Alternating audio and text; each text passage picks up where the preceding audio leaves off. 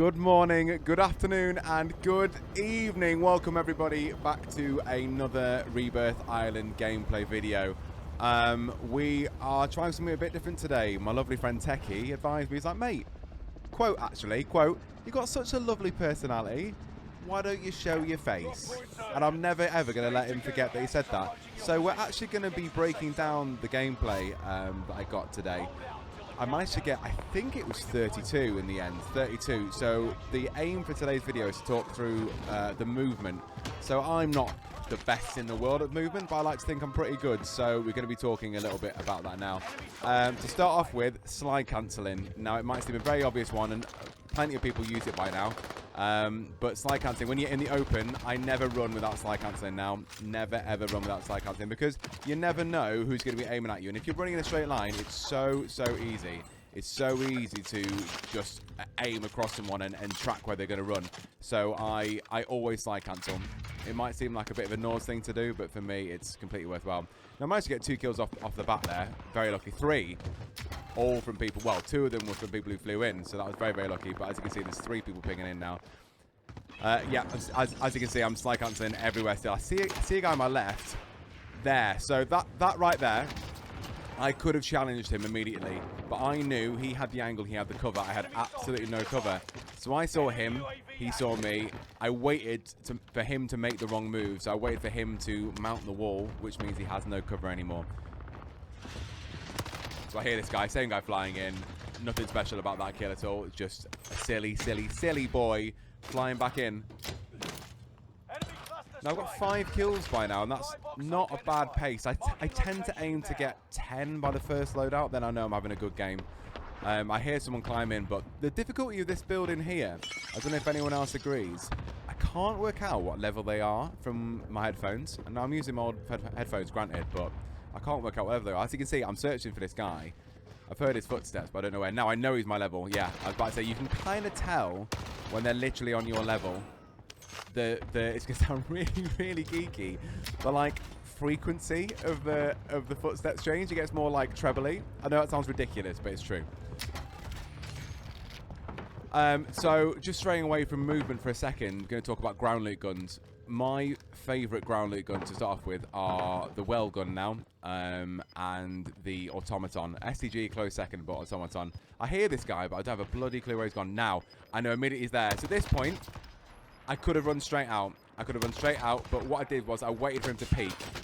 So this guy here, he pushes me, so I have no shields, I have nothing, so there wasn't really anything I can do about that guy there. But yeah, he pushes me and absolutely slaps me.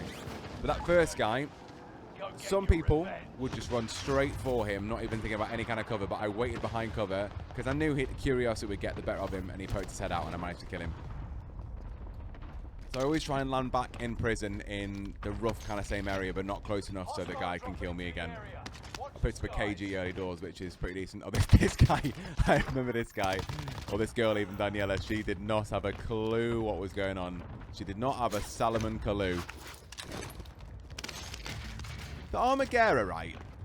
I'm not a huge fan because it feels a little bit like I'm being electrocuted when I use it. I think, oh no, it's a different guy. It's another... I was going to say bot, but I'm not going to be horrible. But there's Daniela come back in. So I've got 10 by the first loadout, so this is a pretty decent run at this point. If I get anything more than 10, I know I'm on for a PB. So usually I go for the roof by now. There you go. That guy does pretty well there, and he manages to crack my shields with a pistol. I hear this next guy. He sounds... Again, this point here, I can't tell if people are up or down. I can never tell. Now this guy's smart here because he sees that I've got the gun, he sees I've got the advantage, and he legs it. I could have pushed out there, but it didn't seem like the right play, because if I pushed out, other buildings could have been pre-aiming it, they could have seen the red dot on the map. So the longevity of the gameplay is kind of what I'm going for here. This gameplay here, a member of my chat challenged me. If I got the 20 bomb, they dropped 20 gifted subs. So, 20 bomb on the win. So I was sweating my absolute anus off here. The loadout's in. I tend to try and full send the loadout as soon as it drops in. I don't think I do in this one because I was distracted. But yeah, so important. Again, slide cancelling as much as I can in the open. because you don't want to get sniped from Nova or guy in top of Granny's house here. UAVs, very, very, very important. It's something I need to work on more when I go for PBs. I kind of forget to get UAVs. I get a bit sidetracked by chasing one person. But I hear this guy's footsteps. Oh, easy. Oh, Matthew, you should have had him there. I managed to crack him. Well, I can see on the UAV there's only one guy there. So now they know there's two. So, full sending it's probably the best. I know both of them are cracked. One of them's got guns because he flew from tower, but the other one's flown straight in from the sky. So, this guy, right at this point, I know I can't challenge him because I'm not got full shields, but I hear him chasing behind me. I wait for him to make the wrong move. And I L2. The chat call it L2 bear. I L2 bear all the way up the stairs. Advantage. Again, some people just seem to like full-on sprint at people. That there, if I didn't L2 up those stairs, he'd have beat me because he was pre-aiming me and he'd have killed me. That's where a lot of people seem to get killed and don't really think about it. But especially with this build, this Type 100 build, which I will put the link for in the description for my other video with what the attachments are. The movement speed's so quick, I can actually just L2 the whole way down. Gotta be dead. Gotta be dead, yeah. Great. So I'm on 16 at this point. I need 4 more in the dub to get the 20 gifted subs. So I think it's pretty safe as long as I get the dub. So to see the guy below me. AFK. Thanks, hon. So I know the other guys are below me. But this guy's my level. Right, now at this point, yeah, he pushed out anyway. If he was where he was, I would have waited there as long as I could. Because you don't want to get caught sprinting full sending that. Now, movement-wise, there isn't really much to talk about here. I'm holding the roof as long as I can, which is sensible. I now know that one... Oh, wait, easy. Is this guy going to die as well? I was about to say it's a bullet. There's not really anything movement-wise to talk about. I'm just looking for spots where I can see the guy on my bottom right. I'm pretty sure I spotted him. Okay, so this is a bit risky, but I know one's down and one's cracked. So in order to get the high kill game, I full send it, but I'm getting beamed from church. Oh, the little doof. The doof slapping me, fuming. I don't really tend to land on my stuff again when I've died because it means instant death, and plus the 20 gifted subs were on the line. So I knew there was some loot over here. Landing back on his loadout guns. I've no idea if this STG is any good, but we'll find out. Oh, the comms tower does minus 11 seconds. I did not know that. Well, that's something. Oh, the bloody tower guy. Does anyone else get absolutely triggered by the tower guys? But good job, this STG build is actually pretty decent, and I managed to get him out of it. This ground loot well gun is an absolute beast, by the way. I used to love the MP40, but... Right there is a perfect thing to discuss. So, he saw me, I saw him, right? We both heard each other, we both pre-aimed. He had the advantage on me because I could only see the bottom half of his body. So I knew that he could shoot, he could absolutely nail me and I wouldn't have a stand a chance. So the best thing to do was disengage, shield up, and then rechal at another stage. Again, a common mistake I see is people would just try and win that battle and just go, I'm going to hope I beat him. But always try and make sure you have the advantage in a one-on-one fight. It makes such a huge difference. I play on 16 sensitivity, so I have a bit of advantage when getting out of situations I can get out like a keyboard and mouse player. This little spot is beautiful. If anyone hasn't tried it, that is a beautiful little jump spot that I highly recommend. Another little thing I'm going to discuss there. You see how when I jumped on the window and I beamed him? It's very tempting to just chase them. But the thing you've got to try and do is predict where they're going to go. Because if you chase them, you're just going to be chasing them for bloody hours and get distracted and just for 2 minutes chase the same player. So if you're beaming someone and they're running away, instead try and cut them off where you think they're going to be rather than following them, so you're probably never going to catch up to them. I've not got a clue what that guy was doing. Gas is closing in. Relocating the safe zone. Guy come back for me.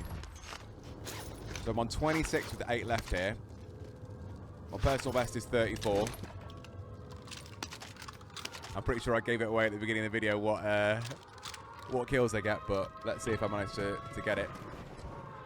So these weapon station things, does anyone actually use them? I think I've used them once when I had a pistol and I wanted something better, but that's it. At this, oh, I see the guy in the window. Hopefully, yeah, he manages to peek his head out. I think another important point there is, after I shot him a couple of times, some people would continue to pre-aim the same spot and just wait there. But what people don't know is the people who are the aggressors have the advantage. So the person who peeked first has the advantage on the person who's already pre-aiming. So he would have had the advantage on me and absolutely slapped me. So I tried to move along, change position so he couldn't just pre-aim me. That King Julian, I think I've killed him about 3 or 4 times in that bloody tower.